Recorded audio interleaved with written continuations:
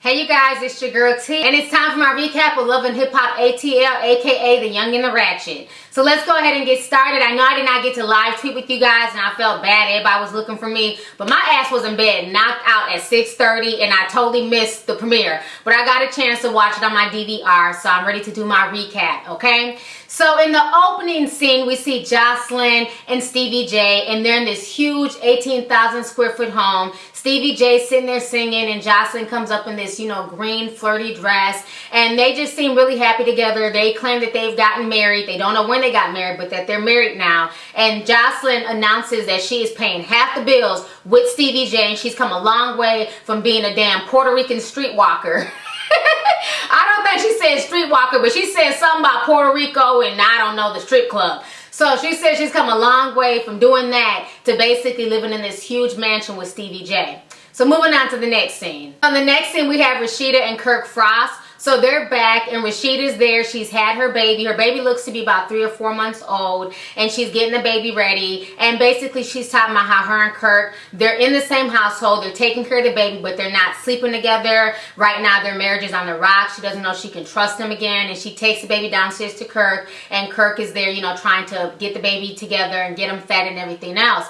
I'm sorry, but during his confessionals, his damn Adam's apple was just irritating the hell out of me. His Adam's apple is just so strong. I'm really wondering, is Mona gonna cast his Adam's apple as part of the cast this season? Because that motherfucking Adam's apple was talking to me more than Kirk's ass was. Okay, how you doing? Moving on to the next scene. The next scene, we have little Scrappy and Bambi. And if you guys remember, Bambi is from, what is that show? Basketball Wives of LA. She was on that show. She was Malaysia's best friend. So now she's moved on to the ATL and she's hooked up with Scrappy. And Bambi is so tall. She has an amazing body. And Bambi just towers over Scrappy. They look so funny together. And they're playing basketball. And I thought that was cute. I thought it was cool to see a female on TV, you know what I'm saying, not caring about her look and just playing basketball. And she's beating the hell out of Scrappy in basketball. It gets so bad that bro has to pull out an inhaler and start giving himself some albuterol just to have a conversation with her.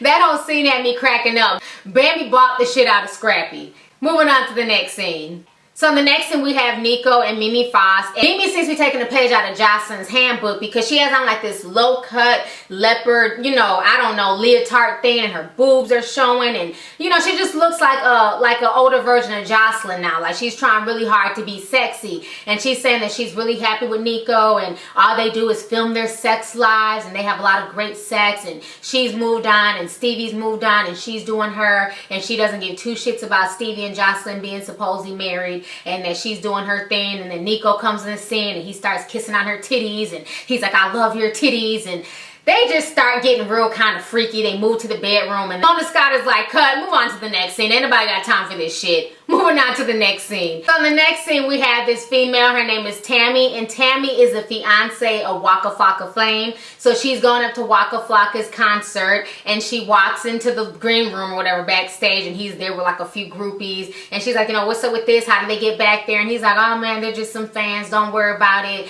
And I'm really interested to see their dynamic because I do like Waka Flocka. I think I like him more on The Breakfast Club because I enjoy his interviews. He's always really articulate. He's always telling kids, don't be a rapper, be a doctor, be a lawyer. And I know I can't rap, but I do this for the checks. If people are going to pay me, I'm going to do it. Like, Waka Flocka keeps it real. That's the only reason why I like him. He don't give a damn what nobody thinks about him. He knows he's not the best rapper out there, but he does him and he makes his money. And I love his mom because Deb Antony, if you know anything about her, she's such a strong, real woman. She raised 4 boys of her own. And then on top of that, she's been one of the few female managers in the game doing it for years. I mean, she's managed everyone from Gucci Mane to Nicki Minaj. Even when they've grown and left her behind, Deb Antony has never talked shit about Nicki. She's never talked shit about Gucci Mane. She's always kept it strictly professional. She reminds me of a pit bull in a skirt. It's like she knows her shit, she knows about the industry, but you better not cross her the wrong way. She's about her money and she's about getting stuff done. So I respect her business tactics, and I'm glad that she has more of a part on this show to basically balance out crazy ass Momma Dee, because I can't do Momma Dee. Momma Dee is just too over the top for me, but I can definitely do Deb Antony. Moving on to the next scene. The next scene, you have Mimi, Ariane, Erica. They're all meeting up for drinks and they're talking about everything. And Ariane is coming out saying, you know, everybody been knowing she was gay, but now she has a girlfriend and her girlfriend's a DJ, and now they're together. And Mimi's saying that she's happy, she's with Nikko, and she asks the ladies, you know, do you guys tape yourself during sex? Have you guys ever made a sex tape? And Erica's like, you know, hell nah. You know, I don't want my sex tape getting out there. It's nobody's business. And Mimi basically admits to them that her and Nikko have been recording themselves and it's the best in the world and they love it. And then at that point, Erica admits that she's moved on and she got herself a little red bone, white skin, fine dude, and he looks way better than Scrappy, and she's doing her and she ain't got time to worry about Scrappy and none of his foolishness. So I'm glad to see that Erica is doing a lot better. She looks like she's even lost a lot more weight this season as well. She's looking really good. Them cheekbones are fierce, girl. We see you, honey. Moving on to the next scene. In the next scene, we have Rashida, Tammy, and Deb Antony. They're all meeting for lunch and they're there to talk about, you know, relationships and everything else. And you can tell Deb Antony is just really, really happy. She's excited to be throwing a wedding for her son, Waka Flocka and Tammy. She said she wants to give her son away. She's glad that her son is settling down with Tammy and that Tammy's a good girl. You know, you can tell like Deb is like genuinely happy for them. And I think that's cool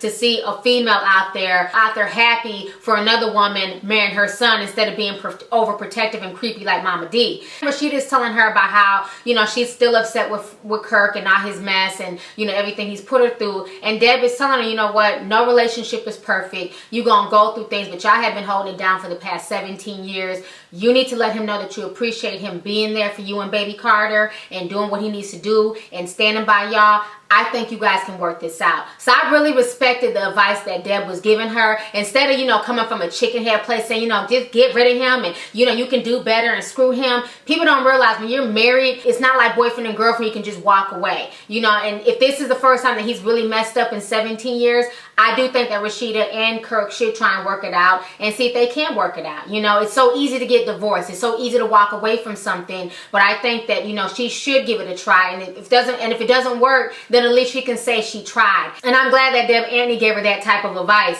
as opposed to just telling her, girl, you don't need no man. You a strong black woman. Fuck him. You can raise your baby by yourself. I'm glad she did not go the chicken head route. I'm glad she told Rashida, try and work on your marriage and don't listen to what all these other folks say because misery loves company. I definitely agree with the advice that Deb was kicking. And like I said, I'm so glad she's on the show because so far she seems to be the only voice of reason on this damn ratchet ass show. Moving on to the next scene. Next scene, we have Momma Dee, and she's at the bar flirting with some dude with dreadlocks and blonde hair. You know, she's getting her flirt on, and she's giggling and kikiing. And then Scrappy and Bambi walk in, and all of a sudden her face just turns up, and she gets real upset. And she's accusing Bambi of basically trying to use her son for publicity. She feels like Bambi brings nothing to the table and that Scrappy has stepped down messing with Bambi and that he needs to step his game up. And then she tells Bambi that Scrappy has other eggs in his basket. I'm sitting there like, this woman is crazy. I don't think any woman will ever be good enough for her son, Scrappy, aka the prince of the damn kingdom. Because she acts like he just walks on water and shit's gold. It's like, let him have his relationships, and if he decides that it's not going to work, then that's for him to decide, not Momma Dee. So Bambi gets really upset and she ends up walking out the restaurant. Moving on to the next damn scene. The next scene, all of a sudden, Bambi is on this pink Huffy bike and she's pedaling her ass off. The bike has a damn basket in the bell and she's just pedaling her ass off. And I'm like, where's her car? Why is this bride riding on this little ass Huffy bike? And she's pedaling her ass off all the way to Scrappy's house. When I seen that scene, y'all, I fell the hell out. Now, kudos to Scrappy for having his own shit. He finally has his own house. He's not living with Erica. He's not living with Momma Dee. He has his own shit. It may be a rental property, but it's still his own shit. So Brandy comes barging in there, and he's like, what are you doing? You know, why are you just walking up in here? And she's like, well, I've been calling you. You ain't been answering your phone. He's like, well, I'm sitting here listening to my music. She goes, well, let me look at your phone because I don't like what your mama said to me, and I feel like you playing me and that you talking to other girls. And Scrappy's like, nah, you're not looking at my phone. You know what I'm saying? I'm tired of this. I went through this with Erica. I'm not about to do this with you. So then Bambi's like, well, I just feel real insecure because I done told you that I love you and I want to be with you, and you still can't tell me that you love me. And Scrappy's like, well, you know, I don't want to put my heart out there. My heart's been broke a lot of times, but I do, you know, I really, really care about you. I care about you a lot. I just can't tell you that I love you yet.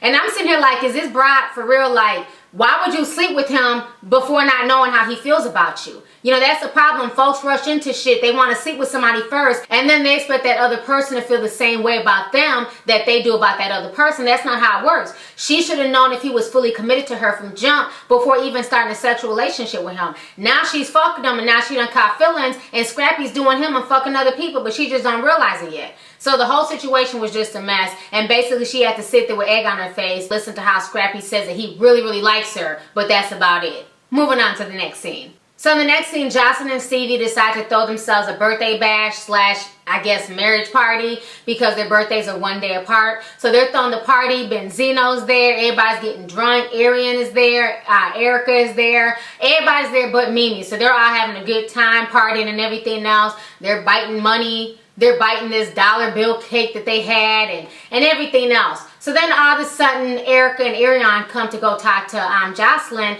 And they're like, well, when did y'all get married? And Jocelyn's like, well, I don't know, sometime in July. So then Erica and Arian look at each other like, hold up, y'all got married, but you don't know the date. And then the bitch got the nerve to say July 29th. Bitch, that's my birthday. Don't put my birthday in this shit. I was like, huh, July 29th? What the hell? I just find the whole situation silly. So you married somebody, but you don't know exactly when y'all got married. I'm going to need Jocelyn to get her damn life. So then after that, they move on and they start opening presents. And then Arian and Erica hand Jocelyn this pink stripper pole. And Jocelyn's excited and she's grinding on the pole and twerking on the pole and shaking her ass and doing all this extra stuff. And then they tell her that the pole is a gift for Mimi. And Jocelyn gets so pissed off. She gets so mad that she ends up running out the party. And Stevie's like, where's she going? What is the big deal? You like poles? You know what I'm saying? Why are you mad that my ex bought you a pole as a gift? You know, why are you tripping? So Jocelyn leaves. Stevie J comes downstairs with all his boys. Jocelyn's not there. The car's gone. So Stevie J's like, fuck it. I'm ready to get turned up. It's still early. Let's go to Magic City. So they all end up going to the strip club. And in the next scene, Stevie J comes walking in the house about maybe, let's just say about 5 o'clock in the morning, because we know nothing at ATL closes before 5 a.m.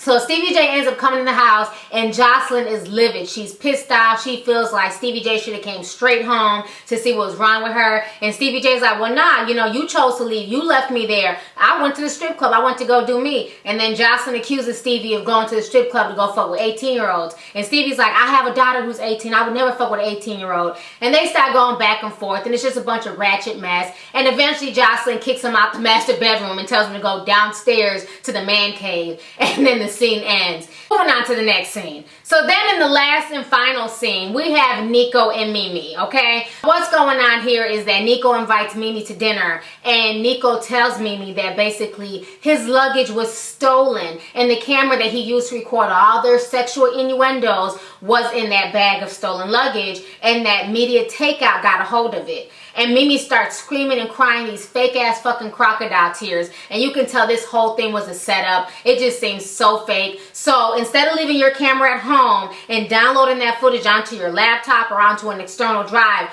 you just go all over the country with your sex tape on a camera. Get the fuck out of here. I mean, the whole thing was just staged. It's so obvious that Nene and them recorded this and they put this out there to make money, and this had nothing to do with Media Takeout or anybody else leaking out this tape. So that whole situation to me was fake and ratchet as hell. So anyways, that is my recap for Love and Hip Hop ATL. I hope you guys enjoyed it. Make sure you guys follow me. I am at LovelyT on Twitter. I will live tweet on Monday. I'm going to make sure to set my alarm so I wake up so I can catch it live with you guys. So go ahead and leave a comment. Let me know your favorite parts on this entire episode of Love and Hip Hop ATL, aka The Young and the Ratchet. Alright, deuces.